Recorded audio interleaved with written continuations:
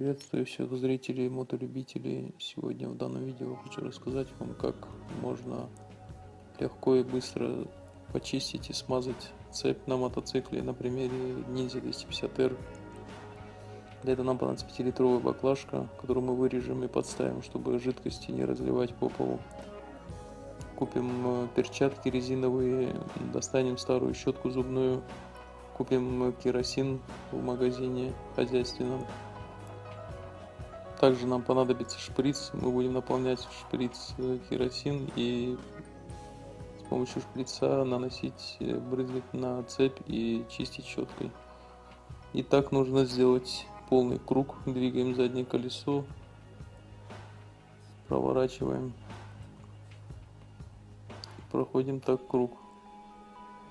Хорошенько, тщательно очищаем цепь щеткой и керосином. Когда полностью очистим, мы будем использовать смазку для цепи мотоциклетных специальную.